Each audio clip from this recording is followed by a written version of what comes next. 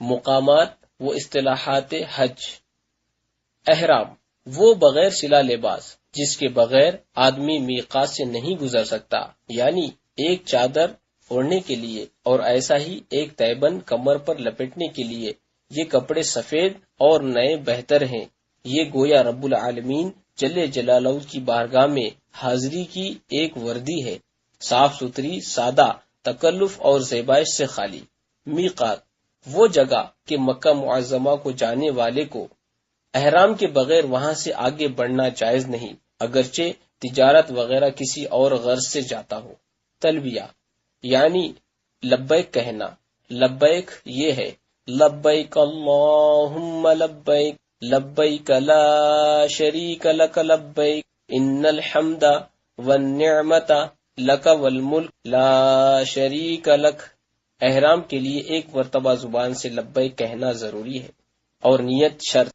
حرم کعبہ مکہ معظمہ کے گرد اگر کئی کوس کا جنگل ہے، ہر طرف حدیں بنی ہوئی ہیں، ان حدود کے اندر وہاں کے وحشی جانوروں حتیٰ کہ جنگلی کبوتروں کو تکلیف و ایذا دینا بلکہ تر گھاس اکھیڑنا تک حرام ہے. تمام مکہ مکرمہ، مینا، مزدلفہ یہ سب حدود حرم میں ہیں، البتہ عرفات داخل حرم نہیں.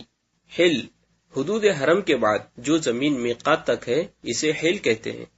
طواف مسجد حرام میں خانہ کعبہ کے ارد گرد بطریق خاص چکر لگانے کا نام طواف ہے. مطاف مسجد حرام ایک گول وسیع احاطہ ہے جس کے کنارے کنارے بکثرت دالان اور آنے جانے کے راستے ہیں. بیچ میں خانہ کعبہ کے ارد گرد ایک دائرہ ہے، یہی مطاف ہے، یعنی طواف کرنے کی جگہ.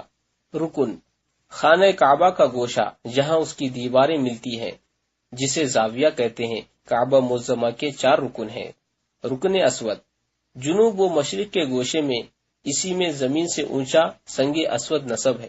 رکن عراقی شمال و مشرق کے گوشے میں، دروازہ کعبہ انہی 2 رکنوں کے بیچ کی شرقی دیوار میں زمین سے بہت بلند ہے. رکن شامی شمال و مغرب کے گوشے میں، سنگ اسود کی طرف منہ کر کے کھڑے ہوں تو بیت المقدس سامنے پڑے گا. رکن یمانی مغرب اور جنوب کے گوشے میں. ملتزم مشرقی دیوار کا وہ ٹکڑا جو رکن اسود سے دروازے کعبہ تک ہے. طواف کے بعد مقام ابراہیم پر نماز و دعا سے فارغ ہو کر حاجی یہاں آتے ہیں اور اس سے لپٹتے اور اپنا سینہ و پیٹھ اور رخسار اس پر رکھتے اور ہاتھ اونچے کر کے دیوار پر پھیلاتے ہیں.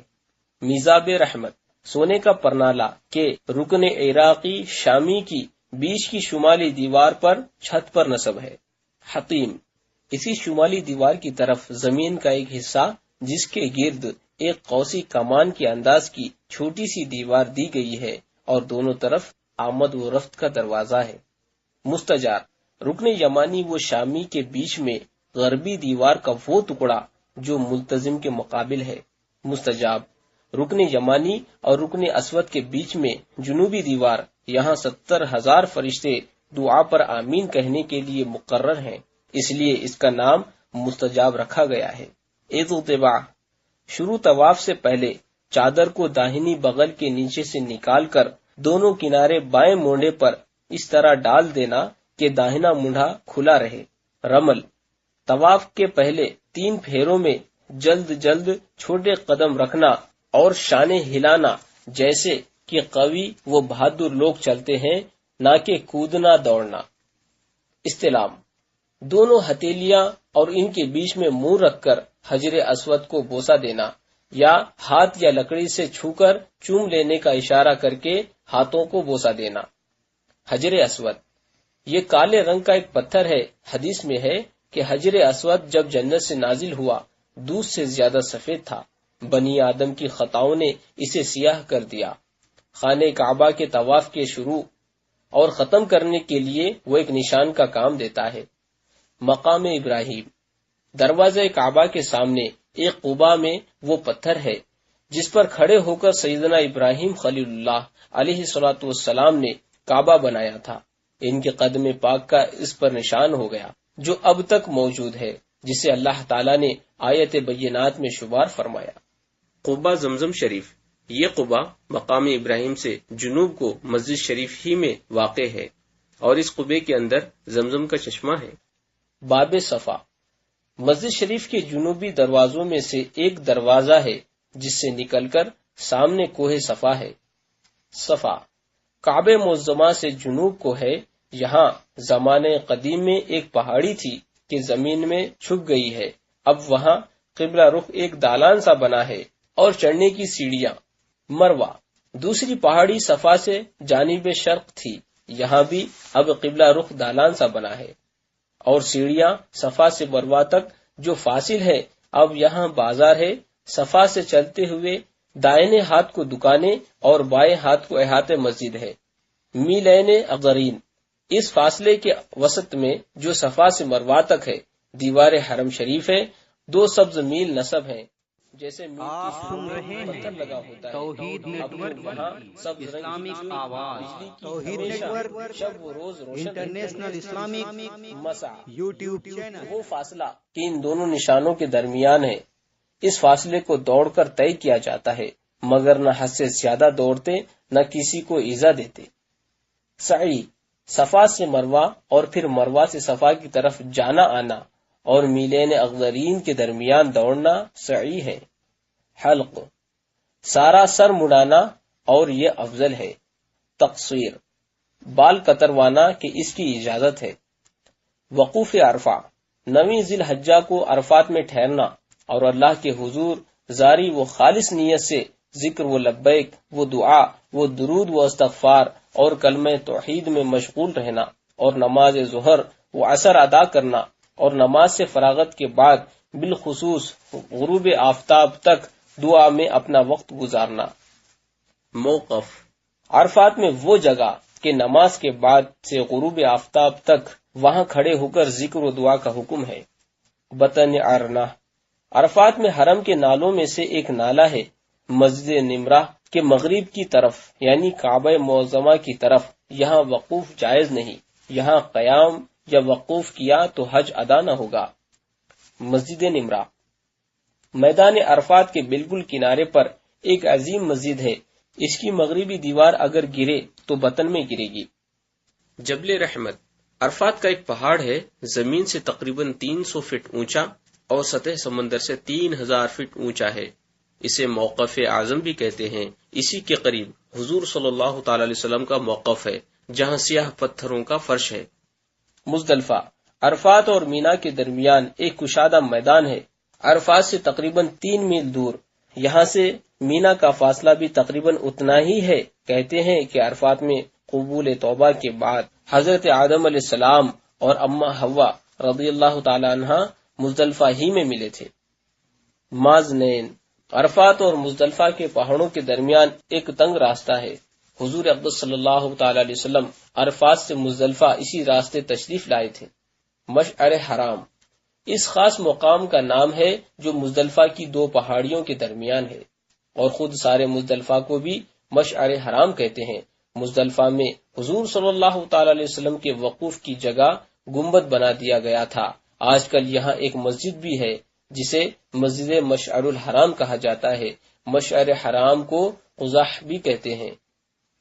وادی محصر یہ وہی مقام ہے جہاں اصحاب فیل کے ہاتھی تھک کر رہ گئے اور مکہ معظمہ کی طرف آگے نہ بڑھ سکے اور سب ہلاک ہو گئے۔ مینا ایک وسیع اور کشادہ میدان جو پہاڑوں کے دامن میں واقع ہے۔ مزدلفہ سے یہاں آ کر رمی جمار، قربانی وغیرہ افعال ادا کیے جاتے ہیں۔ مسجد خیف مینا کی مشہور اور بڑی مسجد کا نام ہے۔ خیف وادی کو کہتے ہیں۔ کہا جاتا ہے کہ اس مسجد میں 70 نبی آرام فرما ہے۔ مسجد خیف پر 8 پہلو قبہ ہے۔ اس قبے کی جگہ کے متعلق کہا جاتا ہے کہ بہت سے پیغمبروں نے نمازیں یہاں ادا فرمائی ہیں، اور حضور صلی اللہ تعالی علیہ وسلم کا خیمہ بھی یہاں نصب کیا گیا تھا۔ رمی مینا میں واقع 3 جمروں پر کنکریاں مارنے کو کہتے ہیں۔ جمار مینا کے میدان میں پتھر کے 3 ستون کھڑے ہیں، انہی کا نام جمار ہے۔ ان میں سے پہلے کا نام جمرہ اولا، دوسرے کا نام جمرہ وسطی اور تیسرے کا نام جمرہ عقبہ ہے۔ یہ مکہ معظمہ سے مینا آتے ہوئے پہلا مینارہ ہے۔ مکہ اور مکے کے قریب و جوار میں قابل زیارت مقامات کون کون سے ہیں؟ یہ مقامات اگرچہ اب اپنی اصل شکل و صورت میں باقی نہیں، تاہم ان کی زیارت اور وہاں پہنچ کر اپنے اور دوسرے مسلمانوں کے لیے دعائے خیر میں مفت کی برکات حاصل ہوتی ہیں، تو ان سے محرومی کا داغ لیے آدمی کیوں پلٹے؟ بہرحال وہ مقامات یہ ہیں: جنت المعلی، یہ مکہ مکرمہ کا مشہور قبرستان ہے، مینا کے راستے میں مسجد حرام سے تقریباً 1 میل دور ہے۔ یہ قبرستان مدینہ منورہ کے قبرستان جنت البقیع کے علاوہ دنیا کے تمام قبرستانوں سے افضل ہے۔ بعض صحابہ و تابعین اور بہت سے اولیاء کاملین و صالحین یہاں زیر زمین آرام فرما رہے ہیں۔ اب اس قبرستان کے بیچ میں سڑک ہے، مکہ معظمہ کی طرف والا حصہ نیا ہے اور مینا کی جانب والا پرانا۔ حضرت بی بی خدیجہ الکبریٰ رضی اللہ تعالی عنہا کا مزار شریف پرانے حصے میں واقع ہے۔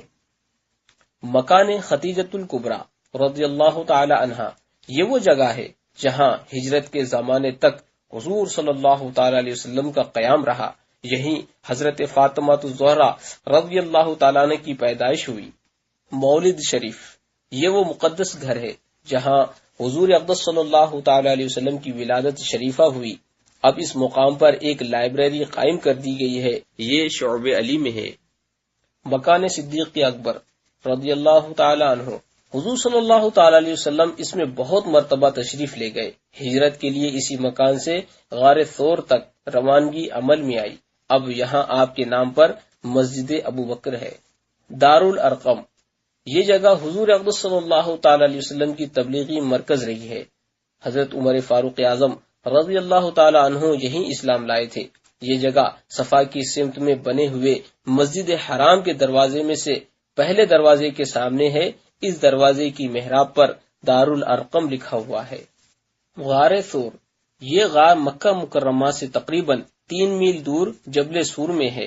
1.5 میل کی چڑھائی کے بعد یہ غار آتا ہے۔ سیڑھیاں بنی ہوئی ہیں۔ حضور صلی اللہ تعالی علیہ وسلم مکہ معظمہ سے ہجرت فرما کر اسی غار میں 3 دن رات ٹھہرے۔ غار حرا، یہ غار جبل نور میں واقع ہے۔ چڑھائی زیادہ نہیں، تقریباً 15 فٹ لمبا اور 10 فٹ چوڑا ہے۔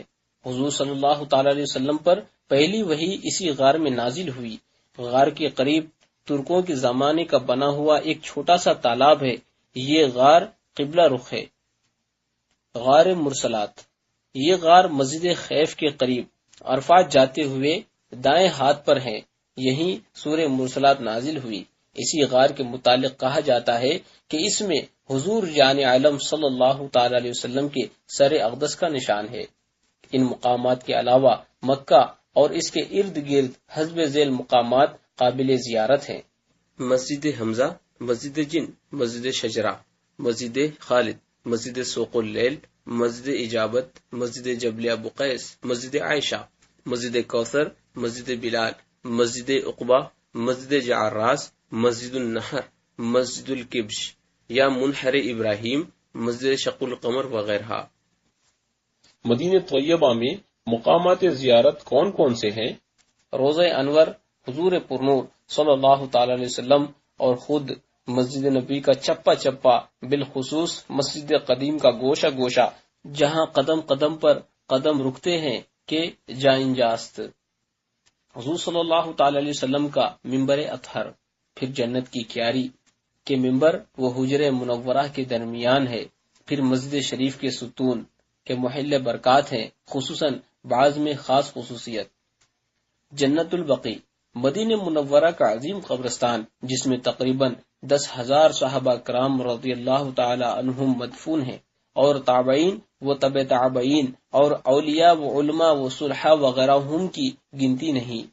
یہیں اکثر ازواج مطہرات اور ائمہ اطہار میں سے سیدنا امام حسن مجتبی، وہ امام زین العابدین، وہ امام محمد باقر، وہ امام جعفر صادق رضی اللہ تعالی عنہم کے مزارات طیبہ ہیں۔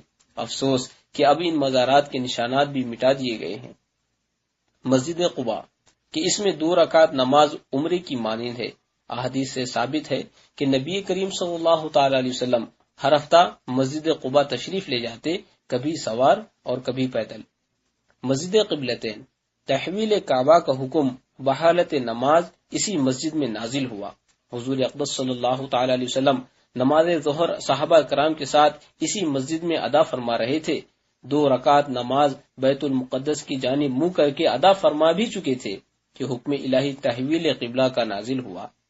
تعمیل حکم الہی میں آپ دوران نماز ہی بیت المقدس سے خانہ کعبہ کی طرف پھر گئے اور باقی 2 رکعتیں ادا فرما کر نماز پوری کی۔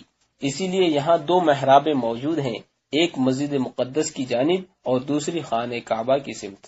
ان کے علاوہ اور بھی مساجد کریمہ ہیں جن سے اسلامی تاریخ وابستہ ہے، مثلا مسجد کبیر، مسجد جمعہ، مسجد شمس، مسجد بنی قریظہ، مسجد ابراہیم، مسجد ظفر، مسجد اجابت، مسجد فتح، مسجد بنی حرام، مسجد ذباب وغیرہ۔ شہداء احد کہ حضور صلی اللہ تعالی علیہ وسلم ہر سال کے شروع میں قبور شہداء احد پر آتے۔ یہیں سید الشہداء حضرت حمزہ رضی اللہ تعالی عنہ کا مزار شریف ہے۔ مدینہ طیبہ کے کنویں جو حضور صلی اللہ تعالی علیہ وسلم کی طرف منسوب ہیں، یعنی کسی سے وضو فرمایا، کسی کا پانی پیا اور کسی میں لعاب دہن ڈالا، مثلا بیر عریس، بیر عرس، بیر روحا، بیر بداعہ، بیر حا، بیر روما، بیر احاب، بیر انس بن مالک، بیر بصا، بیر اہن، ان میں کچھ باقی ہیں، کچھ بے نشان ہو گئے۔